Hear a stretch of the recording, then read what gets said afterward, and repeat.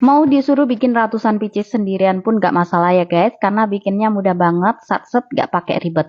Resep ini sih enak banget, lentur, lembut, dan hasilnya awet dan gak mudah basi. Yuk langsung aja kita buat. Pertama kita siapkan dulu 5 kg beras ketan. Lanjut ke beras ketannya ini kita cuci bersih, kita bilas 3-4 kali. Kalau udah selesai kita cuci bersih, lanjut kita rendam beras ketannya semalaman. Kalau beras ketan kalian super punel, minimal bisa kita rendam selama 2-3 jam ya guys. Sambil nunggu beras ketannya siap, kita rebus 2 kg ayam. Ini aku beli bagian dadanya aja ya. Kita rebus daging ayamnya hingga matang. Kalau udah matang, selanjutnya kita tiriskan dan tunggu hingga agak dingin. Jadi setelah ayam sudah agak dingin, kemudian ayam kita kopek atau kita pisahkan daging ayamnya dari tulang. Setelah udah selesai kita pisahkan, lanjut daging ayamnya kita masukkan ke dalam chopper. Kita chopper daging ayamnya hingga setengah hancur, jadi nggak perlu hancur-hancur banget atau sampai lembut ya, nggak perlu. Kalau kalian mau suwir juga boleh ya, disesuaikan aja dengan selera kalian. Lanjut kita siapkan bumbunya. Di sini aku pakai bumbu dasar putih ya guys. Untuk bahannya cuma bawang putih, bawang merah dan juga kemiri. Ini aku pakai bumbu dasarnya sekitar 3 sendok makan. Lalu kita tinggal tambahkan 1 sendok makan garam, 2 saset penyedap rasa, 2 sendok makan gula pasir, 5 lembar daun jeruk, 1 ruas jahe, setengah sendok makan merica bubuk. Lalu tambahkan minyak goreng secukupnya. Lanjut kita tumis bumbunya. Setelah dirasa bumbunya udah tercium harum dan matang, tambahkan 1 gelas air. Supaya isiannya lebih gurih bisa tambahkan 1 bungkus santan instan ukuran 65 ml. Ini kita aduk kembali sampai merata. Setelah itu kita masukkan daging ayam yang udah kita chopper. Lalu lanjut kita aduk dan kita tumis menggunakan api sedang aja ya guys. Kita masak sampai ayamnya ini agak kering dan kemepur seperti abon. Nah, kalau isian ayamnya udah mateng dan setengah kering kayak gini, lanjut kita tes rasa, manis, asin, dan gurihnya udah pas atau belum. Jika rasanya udah pas, bisa kita angkat dan kita simpan ke dalam wadah. Nah, ini beras ketan yang udah kita rendam sebelumnya ya, lalu kita tiriskan. Setelah kukusan udah panas dan mendidih, kemudian kita beri alas kain tile. Ini fungsinya supaya nanti memudahkan kita saat mengeluarkan ketan dari kukusan ya.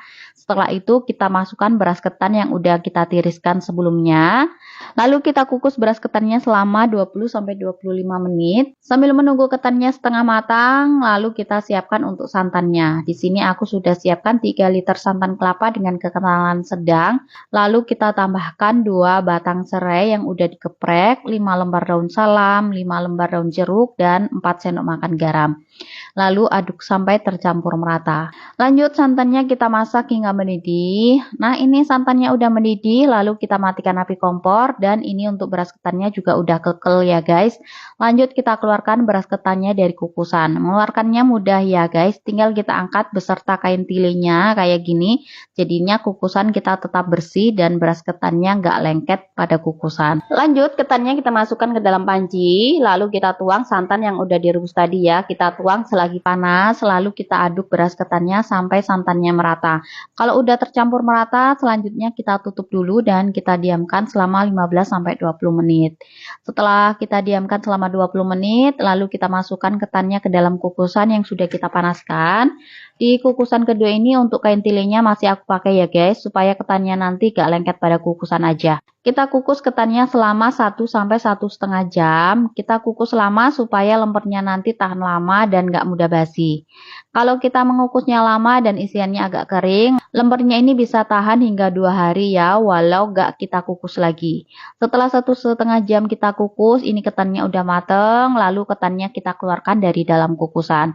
Bisa juga tetap kita taruh dalam kukusan agar tetap hangat dan mudah kita bentuk ya guys. Untuk membentuknya ini aku pakai loyang ya guys. Untuk loyangnya ini ukuran 26 x 30 cm dan tingginya 4 cm. Lalu kita beri alas daun pisang atau plastik supaya ketannya nanti gak lengket pada loyang.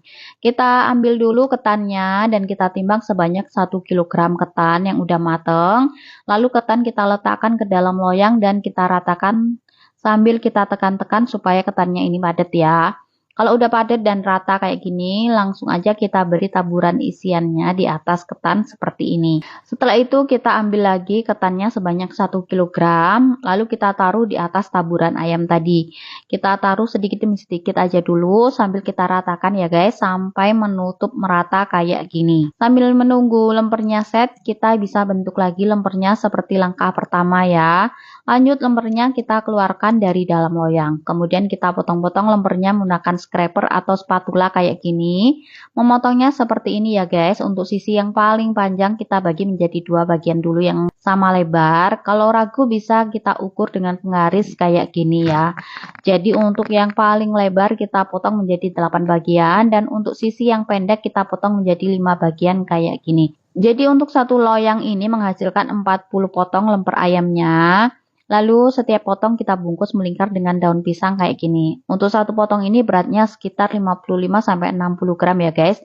Jadi udah cukup besar. Untuk harga jualnya sendiri aku jual di harga 2.500 sampai 3.000 rupiah. Nah ini sebagian lemper yang udah selesai kita bungkus dengan daun pisang ya.